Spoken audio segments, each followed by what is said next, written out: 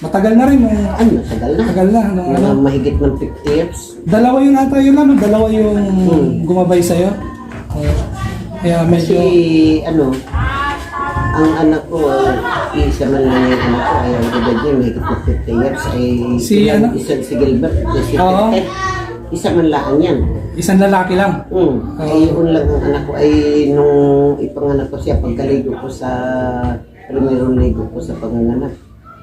Doon siya nagpakita sa akin, sa lugar na yun. So, doon ka na nagsimula? Doon ako nagsimula. Hindi pa rin ako nagagamot sa ibang tao, pero pag tuwing may may tinutulungan ako, gumagaling siya.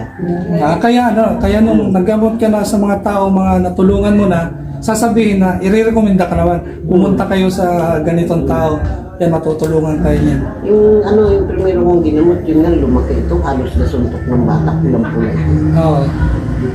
Nakuha ko lang din yung parang perlas na maliit na parang bottle baga ng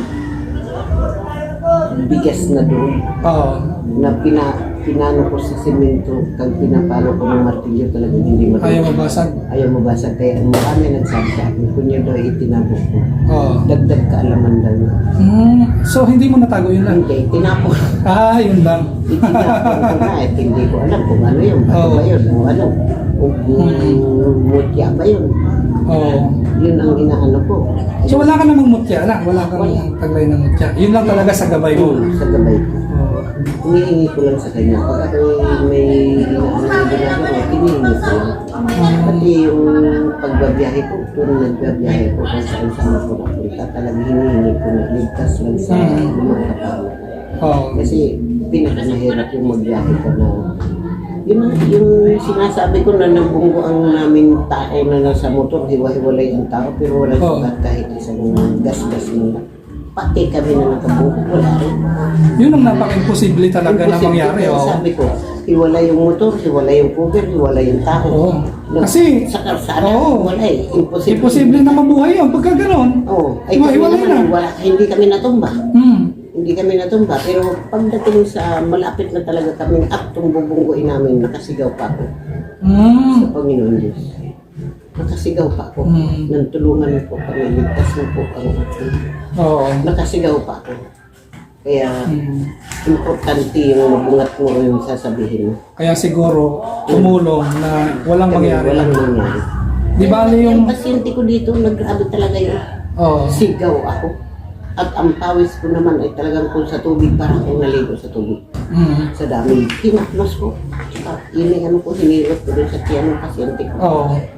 Kaya sabi ko, isang gamot din yung nagalabas sa akin katawan. Kanina habang ako pagkakita ko ng pasyente, parang mabigat na yung pakiramdam na. Pero lang gano'n nyo nakatagal ginagawa yung online na panggagamot? May baka mga tatlong taon na. Primera yung anak niya, yung si Rima. Ang nun, initira. Na bato sa bato, natubo. Tapos nipayat na daw siya. Ngayon, nung balitaan ko gumaling. Nito naman siguro mahigit ng 2 taon. Yun, balik na naman. Ulo naman. Ulo naman ang masakit. Ayun, tinanong ko kanina, maganda naman. Nakatulong talaga. Pero kung yun ay isang ibang... pero kung ordinaryo lang siguro na hindi... Sabi ko, yung kanilang kinukunhil sa yung libuan sinusan. Ako hindi. Pero kung ordinaryong lang siguro yung gamutan lang, hindi gagalingin. Hindi. Kasi kung mahina kang manggagamot, kung wala kang gabay. Kung wala kang gabay, hindi siya gagaling kasi hindi man siya aabutin eh. Hindi man siya aabutin. Kasi yung sa'yo, pagka ginagamot mo yung nasa malayo, parang may umaano sa'yo. Parang nararamdaman mo siya. Nararamdaman ko yung kanyang kunay sa katawan ko. Tingin ko kanina ito ay nakasali nang hindi natin nakikita. Maaaring ito'y maglakad-lakad kung nasaan. Hindi ang kamalian sa kanya, hindi niya naitanong kung nasaan ang diferensya. Itong may sakit. Masasabi lang may sakit. Hindi tinanong kung ano ba ang nararamdaman, saan ba nakakaramdam. Oo. Kaya ito si ano ay, duling na, ano, mga din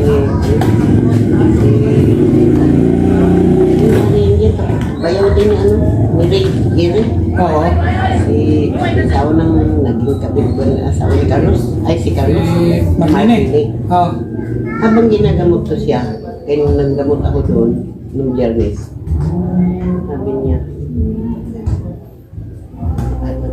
ang nararamdaman ng sakit ng katawan niya. Oo. Sabi sa akin. Kung ganyan sa kanya. Tawag sa Panginoon Diyos para tuloy-tuloy ang galing. Pero dalawa ang ipagamot niya na nasa Manila. Sa dalawa parang ipagamot niya sa Manila. Okay naman yung ano. Okay naman na yung... Hindi naman pumarito na. Sabi ko, Okay na yun. hindi itawag mo. Kasi pagka hindi na bumabalik, okay na eh. Wala nang kailangan kaya hindi na babalik. Ayun guys, narinig niya sabi ni Lola Colette. Sabi niya, kahit pa nasaan ka, nasa malayo ka, basta buo yung paniniwala mo. Picture lang, tama? Pakita lang ng picture, kaya niyang gamutin.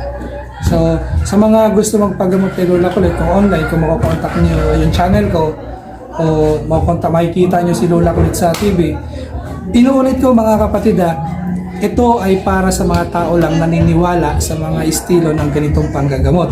Ngayon, kung ikaw ay gusto mo lang magpagamot tapos hindi ka naniniwala sa ginagawa niya, wag na po kayong magpagamot kasi hindi rin po kayo gagaling. Kasi hindi rin po kayo matutulungan mga kapatid. Kasi ang mga tao na buo ang paniniwala sa ganitong klaseng panggagamot, sigurado po 100% po gagaling kayo. Tama na? Yan andyan si Lola Colette. Siya yung ano natin, siya yung subject natin dahil maraming mga sitwasyon dito sa mundo na parang misteryo o mahiwaga. Kasi minsan magpapadoktor tayo, wala naman nakikitang sakit yung doktor pero nagkakasakit tayo. Tuloy-tuloy yung sakit, humihina tayo. Ngayon pagka nilapit natin dito sa mga kamukha ni Lola Colette na isa sa magaling na manggagamot, gagaling. Wala namang findings ang doktor pero gumaling. So, yun ay sa paniniwala kasi yung mundo natin masyadong mahiwaga eh. Hindi natin alam kung ano yung sakit natin, kung saklaw pa ba ito ng medisina o hindi na. Pero may mga tao na nagpa-doktor, ilang milyon-milyon na, libo-libo na nauubos, hindi pa gumagaling. Pero pag pumunta sila sa albularyo, less yung gastos, kukonting gastos. Minsan hindi pa nga naniningil yung mga albularyo kung mag-aabot ka, maganda. Kung hindi, maganda pa rin eh. Ang sa kanila lang kasi ang makatulong din sa kapwa. Pero gumagaling sila. Napapatunayan natin na gumagaling sila. Kasi yung iba, bumabalik-balik sa kanya na magpapagamot ulit sa ibang ano naman, sa ibang mga tao naman, yung mga kakilala. Pero yung mga naunang ginamot niya, magaling na, hindi na nagkasakit ulit. So, yun lang, tama. So, yun lang yung ano natin. Kaya bumalik ako kay Lola Colette. Sakto mga kapatid. Nakita ko yung ano niya, nakita ko yung ginagawa niya online. Ang ginagamot niya, yung picture lang, yung kanina, yung nakikita ninyo na ginagawa niya ng dasal. Yun, nasa ibang bansa yan.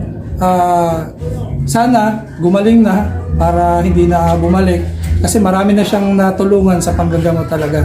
So mga kapatid, hingi po ako sa inyo ng tulong na kung hindi pa po kayo nakaka-subscribe sa aking channel, Kuya Nonoy 25 TV po, subscribe naman po. At saka pakihit na rin po ang notification bell para po updated po kayo sa mga ganitong video na susunod pa pong i-upload natin. So yun lang guys, magandang hapon at mag-ingat po lahat. God bless.